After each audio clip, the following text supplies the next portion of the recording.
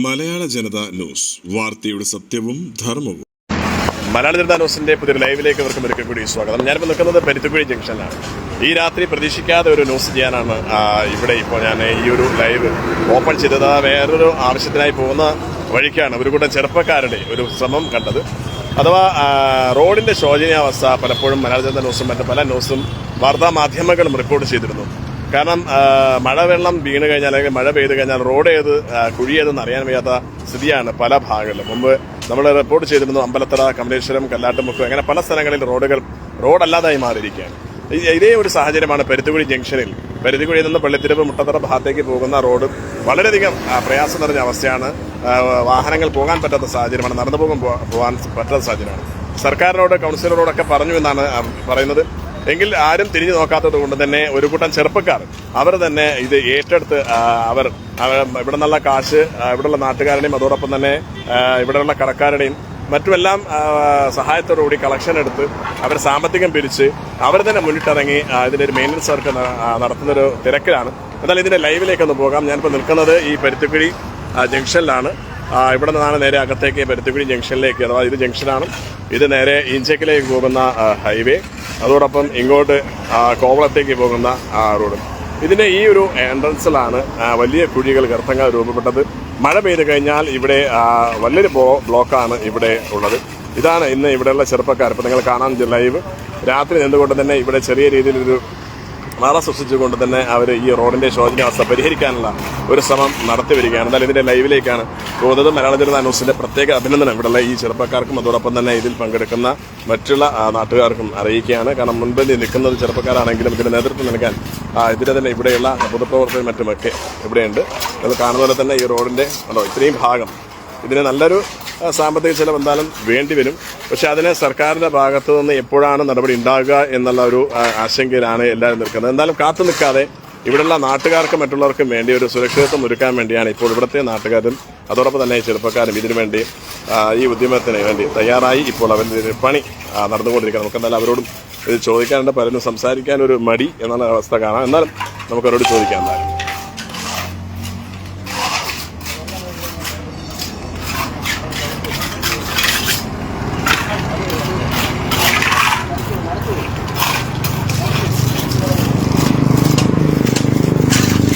മറ്റുള്ള ചെറുപ്പക്കാർക്കും നല്ലൊരു മാതൃകയായി ഇവർ മാറുകയാണ്. മറ്റുള്ളവർക്ക് ഇതേപോലെ നാടിനും അതോടൊപ്പം തന്നെ നമ്മുടെ രാജ്യത്തിനും നന്മ വരുത്തുന്ന രീതിയിൽ ചെറുപ്പക്കാർ വളരട്ടെ എന്ന് നമുക്ക് എന്തായാലും ആശിക്കാം. പ്രത്യേക അഭിനന്ദനം ഇവിടെയുള്ള ഈ ഒരു ചെറുപ്പക്കാരൊക്കെ. നമുക്ക് എന്തായാലും ചോദിക്കാം. അതൊക്കെ എങ്ങനെയാണ്, എന്താണ് ഇങ്ങനെ ഈ രാത്രി ഇങ്ങനെ ഒരു പ്രയത്നത്തിന് മുതിരാനുള്ള കാരണം എന്താണ്? ഇപ്പം എന്തായാലും കുറേ നാളുകളായിട്ട് ഇവിടെ ഈ റോഡ് പൊട്ടിക്കിടന്നു. ഏകദേശം 2.5 വർഷത്തോളമായി ഈ കാണുന്ന ഭാഗം പൊട്ടിക്കിടന്നിട്ട് ഹൈവേ അതോറിറ്റിക്കാർ ചെയ്തൊരു പണിയാണ്. അപ്പോൾ ഇതിനിടയ്ക്ക് ഈ പറഞ്ഞത് കോൺക്രീറ്റ് ചെയ്ത സമയത്ത് മുകളിൽ 3-ാം നിലയിൽ അത് ചെയ്ത സമയത്ത് കുറച്ച് മിച്ചം വന്നതിനടുത്ത് ഞങ്ങളെല്ലാം കൂടെ കൂടെ ശരിക്കും ഇട്ടു. പക്ഷേ എന്തിനും അത് ഒന്ന് ക്ലിയർ ആയില്ല. അവിടെ കുറേ നാളായിട്ട് അങ്ങനെ കുഴി ഇങ്ങനെ വലുതായി വന്ന് അത് വളരെ വലിയൊരു കുഴിയായി. അപ്പൊ അതിലും കുറെ അല്ല അപ്പൊ അങ്ങനെ വന്നപ്പോ അവിടെ ഈ മഴ പെയ്ത് വെള്ളം കെട്ടി കിടക്കുന്ന ആൾക്കാരും വാഹനമായി ഞാൻ ഉൾപ്പെടെയുള്ള ഞാൻ ഗ്യാസും കൊണ്ട് വരുമ്പോഴും ആ കുഴിക്കകത്ത് അറിയാതെ പോയി വീഴുക. അപ്പൊ ആ അറിയാതെ പോയി വീഴുന്നതുകൊണ്ട് പല വാഹനങ്ങളും അറിയാതെ പോയി വീഴുന്നതുകൊണ്ടും ഞാനിങ്ങനെ ഒരു പ്ലാൻ ചെയ്തു. ഞാനുകൊണ്ട് എന്റെ മകനുമുണ്ട്. അപ്പൊ കുറെ പേരുള്ള പ്ലാൻ ചെയ്തു എന്നങ്ങനെ കുറച്ച് മെറ്റലും മണ്ണും ഒക്കെ ആയിട്ട് കോർപ്പറേഷനുമായിട്ട് കുറച്ച് കിട്ടിയായിരുന്നു. അതിന്റെ കൂടെ അവന് 3 പാക്കറ്റ് സിമെന്റ് കൂടെ കോർപ്പറേഷൻ സഹായിച്ചെന്ന് പറഞ്ഞാൽ ഇത് കുറച്ച് സാധനം അവിടെ ഞങ്ങളെ ഏരിയയിലെ 25 കുടുംബങ്ങൾ വെള്ളത്തിലായ സമയത്ത് അവിടെ ഒരു പുതിയ പദ്ധതി നടപ്പാക്കി അതിന് മിച്ചം വന്ന് കുറച്ച് മെറ്റലും മണ്ണും ഉണ്ടായിരുന്നു. അന്ന് കോർപ്പറേഷൻ ഇട്ട സാധനത്തിന് മിച്ചമാണ്. അവരോട് അനുവാദം ചോദിച്ചിട്ടാണ് അതിനെ എടുത്തിട്ട് ചെയ്യാൻ പറഞ്ഞത്. അപ്പൊ അതുകൊണ്ട് അതുകൂടെ കിട്ടിയ ഒരു 3 പാക്കറ്റ് സിമെന്റ് കൂടെ വാങ്ങിച്ച് 2 പേര് സ്പോൺസർ ചെയ്തു. പിന്നെ ഇവരുടെ കൂലിയെല്ലാം ഇപ്പൊ കൊടുക്കുന്നത് ഞാനാണ്. ആൾക്കാർ വല്ലതും തന്നാലേ നമുക്ക് ചെയ്യാൻ പറ്റുള്ളൂ. അഥവാ തന്നില്ലാതെ തന്നെ നമുക്ക് പരാതിയില്ല. എല്ലാവരോടും ചോദിച്ചിട്ടുണ്ട്. കാരണം അവർക്കും കൂടെ ആവശ്യമാണല്ലോ ഇത്. ചോദിച്ചവരില് കുറച്ചുപേര് നെഗറ്റീവ് പോയിന്റ് ആണ്. കോർപ്പറേഷൻ ചെയ്തോളും സർക്കാർ ചെയ്തോളും എന്നൊക്കെയാണ്. എങ്കിലും അതിനൊരു നമുക്ക് പരാതിയില്ല. ഇത് തീർത്ത് ഇന്ന് രാത്രി തന്നെ ഇത് തീർത്ത് ഒന്ന് രാവിലെ സ്കൂളിലേക്കുള്ള വണ്ടി വാഹനമൊക്കെ പോകുന്ന സമയത്ത് വാഹനങ്ങളുടെ തിരക്കറിയാമല്ലോ. തീർച്ചയായും ഈ കുഴിയും വെള്ളവും കിടക്കുന്നതുകൊണ്ട് വളരെ വലിയ ബുദ്ധിമുട്ട്. പല ബൈക്കുകളും വീണിട്ടുണ്ട് ഇവിടെ, അവിടെയും വീണിട്ടുണ്ട്. അപ്പൊ അതുകൊണ്ട് അതൊക്കെ കണ്ണിൽ കണ്ടതുകൊണ്ട് ഇങ്ങനെ നന്മ പ്രവർത്തനം ചെയ്യണമെന്ന് ആഗ്രഹം തോന്നിയതുകൊണ്ട് ഞാനും എൻ്റെ മകനും അവൻ്റെ സുഹൃത്തുക്കളും ഞാൻ ചേർന്നാണ് പിന്നെ കേരള മജീദ് സാഹിബുണ്ട്. അപ്പോൾ അവരെല്ലാം കൂടെ ചേർന്നുള്ളത് ഒരു കൂട്ടായ്മയോടെ ഈ പ്രവർത്തനം നടത്തുന്നുണ്ടെന്ന് മാത്രം. ഓക്കെ. എന്നാൽ ഇതിൽ പ്രത്യേക അഭിനന്ദനം ഈ ചെറുപ്പക്കാർക്കാണ് കൊടുക്കേണ്ടത്. എങ്ങനെയാണ് ഇപ്പോൾ വാപ്പ ഒരു ഉദ്യമത്തിന് തയ്യാറായപ്പോൾ രംഗത്ത് എല്ലാവരും കൂടെ എത്തിയതാണോ? എന്താണ് ഇങ്ങനെ ഒരു പ്രചോദനത്തിന്റെ കാരണമായത്? ഇതിന്റെ കാരണമെന്ന് പറയുന്നത് ഈ പറയുന്ന പോലെ നമ്മുടെ നാട്ടുകാർ പരിസരവാസികൾ ഒരുപാട് ബുദ്ധിമുട്ടുന്നുണ്ട്. ഈ റോഡ് എപ്പോഴും ബ്ലോക്കാണ്.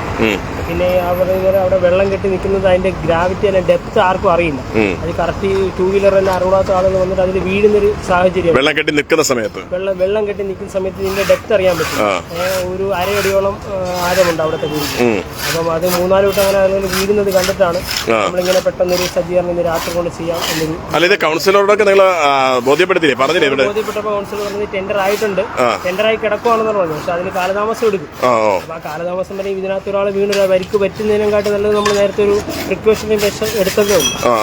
അതെങ്ങനെയാണ് ഈ പറഞ്ഞതുപോലെ സഹായ സഹകരണങ്ങൾ നാട്ടുകാരിൽ നിന്ന് നെഗറ്റീവും പോസിറ്റീവും ഉണ്ടാകുമ്പോൾ എങ്ങനെയാണ് തോന്നുന്നത്? പോസിറ്റീവ് എന്ന് പറഞ്ഞാൽ പലരും ഇപ്പൊ ഗവൺമെന്റ് ചെയ്യും എന്നൊരു നിലപാടെടുത്തവരുണ്ട്. എന്നാൽ ഇത് പറഞ്ഞ ഉടനെ നമ്മളെ സഹായിച്ച് ഇറങ്ങുന്നവരുണ്ട്, വില്ലിംഗ്നെസ് കാണിച്ചവരുണ്ട്. രണ്ടു കൂട്ടരും പരിസ്ഥിതിക്ക് തന്നെ ഉണ്ട്. മനസ്സിലായി. എന്നാലും അവർക്ക് എല്ലാവർക്കും കൂടി വേണ്ടിയാണ് നിങ്ങളിപ്പോ ഇറങ്ങി തിരിച്ചത്. ഓക്കെ. എന്നാലും നെഗറ്റീവായാലും പോസിറ്റീവായാലും ഒരു നന്മ എന്ന് ഉദ്ദേശിച്ചാണ് ഇറങ്ങിത്തന്നെ. കാരണം ഇതൊരു ജാരിയ സദക്കയാണ് നമ്മൾ ഉദ്ദേശിക്കുന്നത്. ഓക്കെ. എന്നാലും ഇതാണ് ചെറുപ്പക്കാർ പറഞ്ഞാലത്. ഈ ജാരിയ സദക്ക എന്ന് പറഞ്ഞാൽ ഒരു ഇസ്ലാമിക വിശ്വാസപ്രകാരവും മരണശേഷവും അവർ കിട്ടുന്ന ഒരു പുണ്യം എന്ന നിലയ്ക്കാണ് ആ ഒരു ജാരിയ സദക്ക എന്നൊരു പദം അവിടെ ഉപയോഗിച്ചത്. എന്തായാലും ഈ പറഞ്ഞതുപോലെ തന്നെ പല ആളുകൾ അഥവാ ഈ പറഞ്ഞ നെഗറ്റീവ് പറഞ്ഞവരായാലും പോസിറ്റീവ് പറഞ്ഞവരായാലും എല്ലാവരും ഉപയോഗപ്പെടുത്തുന്ന അല്ലെങ്കിൽ അവർക്കെല്ലാം നടന്നു പോകാനുള്ള ഒരു വഴിയാണ് ഈ ഒരു പരുത്തിക്കുഴി ജംഗ്ഷൻ എന്ന് പറയുന്നത്. ഞാൻ ഇതുവഴി യാത്ര ചെയ്യുന്ന സമയത്ത് ഈ ഭാഗത്ത് ഒരു വലിയൊരു കുഴി ഗർത്തമാണ്. അത് മഴ പെയ്ത് കഴിഞ്ഞാൽ വെള്ളം നിറഞ്ഞു കിടക്കുന്ന കാരണത്താൽ ഈ കുഴിയുടെ ഗർത്തം എത്രമാത്രം ആഴമുണ്ടെന്ന് അറിയാൻ പറ്റാതെ പലപ്പോഴും പലരും വീണ ഒരു സാഹചര്യം ഉണ്ടായിട്ടുണ്ട്. എന്നാൽ നമുക്ക് ഇവിടെ ഷോപ്പ് നടത്തുന്ന ഒരു കൈരളി സ്റ്റോറുണ്ട്.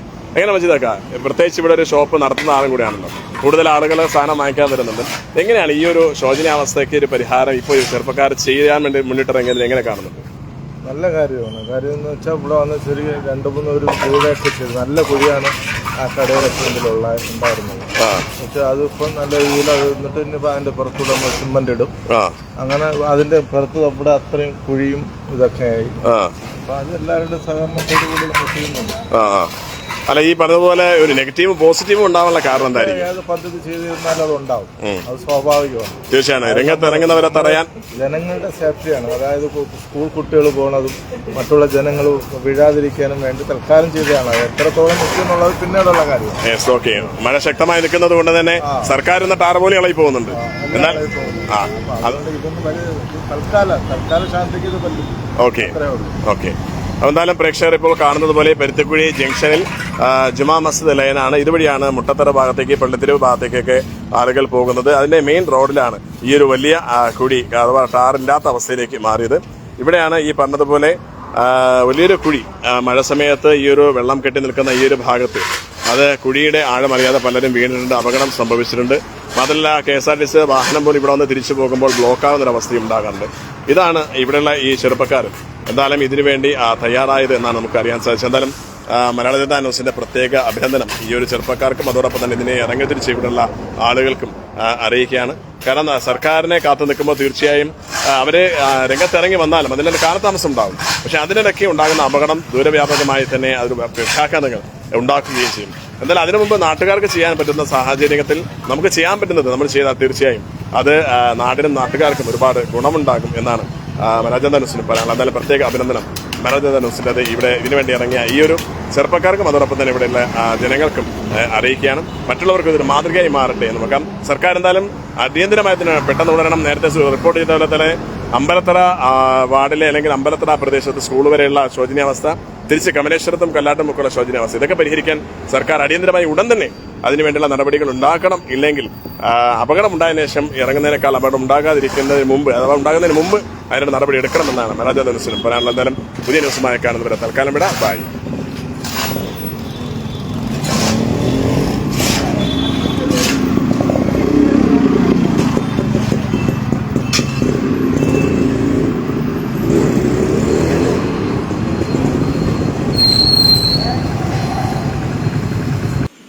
ജനത ന്യൂസ്, വാർത്തയുടെ സത്യവും ധർമ്മവും. വാർത്തകൾ, വിശേഷങ്ങൾ അറിയാൻ ഈ ചാനൽ ഫോളോ ചെയ്യുക, യൂട്യൂബ് ചാനൽ സബ്സ്ക്രൈബ് ചെയ്യുക, ഇൻസ്റ്റാഗ്രാം സപ്പോർട്ട് ചെയ്യുക.